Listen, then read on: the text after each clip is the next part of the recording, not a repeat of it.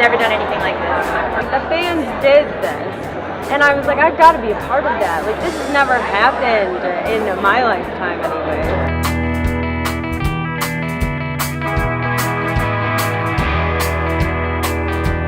ClexaCon is a really great queer lady convention, but it's also everything to do with pop culture. There are books and there's art and a lot of really cool stuff. I really love the atmosphere. It's amazing to be somewhere where you just feel accepted and you can feel like you can be who you are.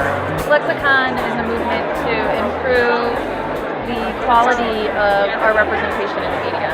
Well, Clexa, it was like a really big thing for me personally because it really helped me come to terms with who I am.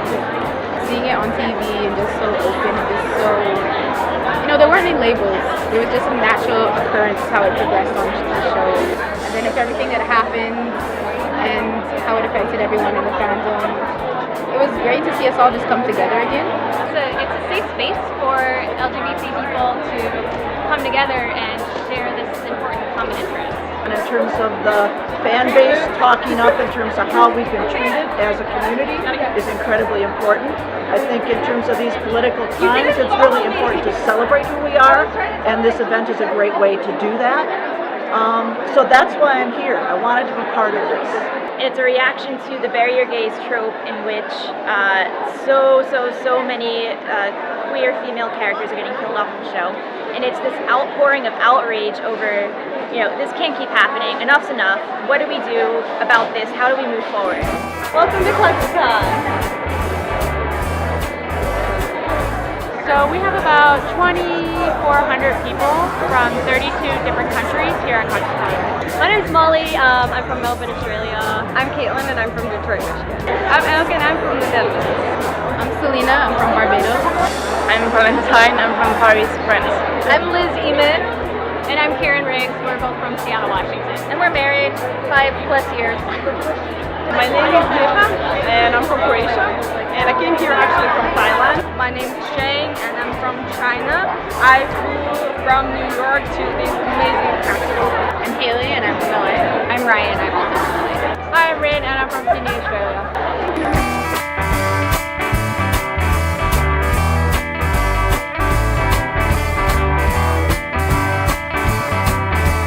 The first lesbian character that I saw was Shane, and I was immediately like, she's hot. And as a 12-year-old, I didn't think, I was supposed to have my boy crushes, and I thought, I think something's happening here. And so every night I sort of figured out when it was on.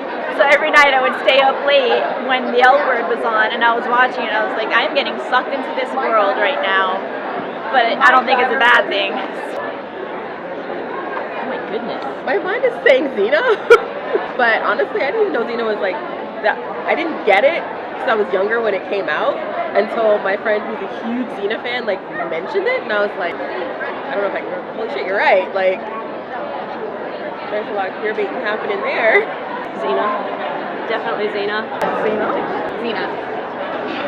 Yeah, probably the same. My mom got me Xena, which is, she bought me the 10th anniversary edition for my 50th birthday, and I've been obsessed with it, and she regrets it ever since. Joe from Facts of Life. Great! Damn Joe. The first character I remember getting excited about was Willow on Buffy. Willow and Tara. Willow and Tara on Buffy. I watched that with my whole family when I was younger. We watch all of the seasons, and every once in a while we'll still over a summer we would watch all of it again. That was pretty great. Willow on Buffy, because I grew up watching Buffy, and that was probably the first one on TV I remember watching closely. So the first lesbian character that I ever remember seeing is actually Mandy and Gabby. They were on Top of Nowhere. They're here. They played Spencer and Ashley, and I really related to Gabby's character. Spencer and Ashley from South of Nowhere. More Ashley first, I think she was the first one, yeah. Okay, my first lesbian character was Spashley. So Spencer and Ashley from South of Nowhere. And I remember, I was 12 or 13. And I remember seeing them on TV and being like, oh my God, that's me! And then being like, oh crap, that's me. And then I'd sneak away when nobody was home and watch it for an hour, half hour, and I could just be myself completely. Those were the characters that got me through it, and it was amazing because I got to meet them at the panel, and I got a hug from Bandy, and then I got to do the meet and greet with them, and it was so surreal because I'm like, you guys are like, I identified with you. That had such a huge impact on me today, and it was like, I mean, it's so surreal. It was great. Those were my first like baby gays. I would say definitely Ruth, because she's like completely like go-to, no bullshit. She's just like, she goes for it, and she's amazingly written, complex character. Two characters named Root and Shaw on Person of Interest, and I just started watching, that are, I like the characters because they're complex, they're not necessarily good people, and one is a scientist. Actually, two person is definitely Root and Shaw, and you cannot let me choose one of them. I really loved Tara from True Blood. They did her dirty, but I loved her. Oh, Tara! It'd have to be Lexa. It's Lexa.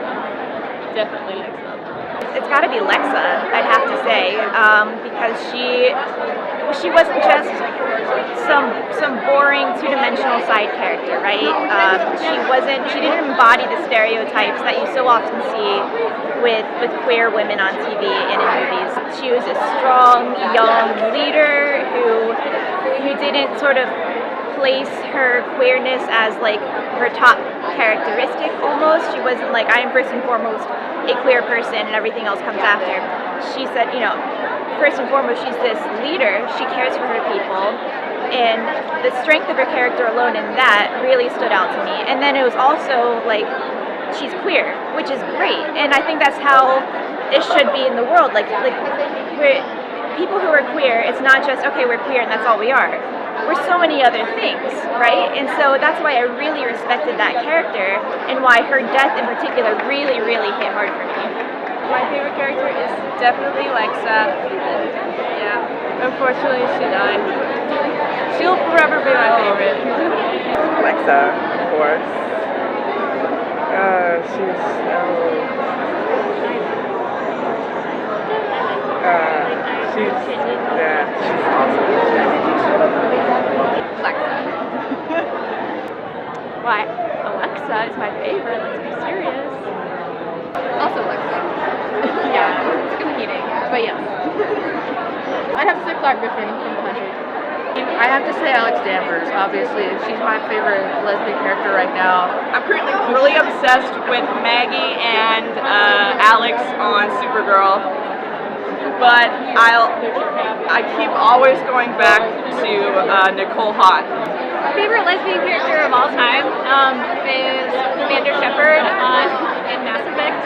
Obviously the female version of the game, which I guess that character can have different love interests, but when I play it, it's usually not male.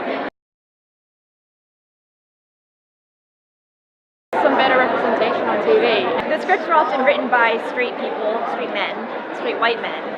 And so the stories aren't really being told the way that they ought to be.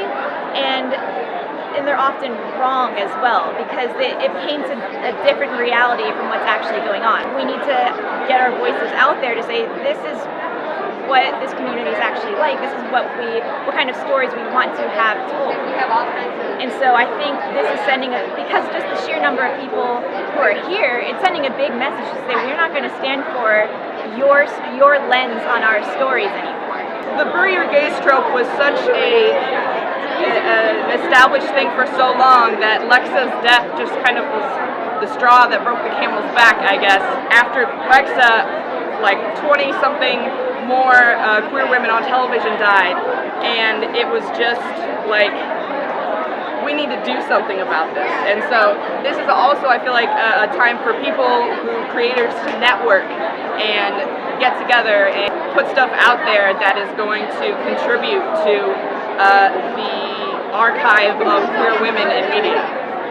New characters and meta stories and just things that will make our community happier and stronger together. I'd like to see a second year. I think a second year is good. Maybe some more creative content coming out, books, movies. I want to see a lot of, I work with younger kids, so I want to see a lot of children's books, children's shows, young adult books and novels that really speak to the younger generation as they're finding their identity. Like Nicole said, I think it's important for them to have something to look to as they're getting older. So they're not, 25 years old saying, where has all this been all of my life?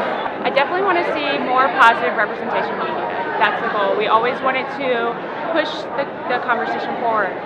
So we're upset by what's happened in the past and all the tropes, and how can we do better? And let's do that.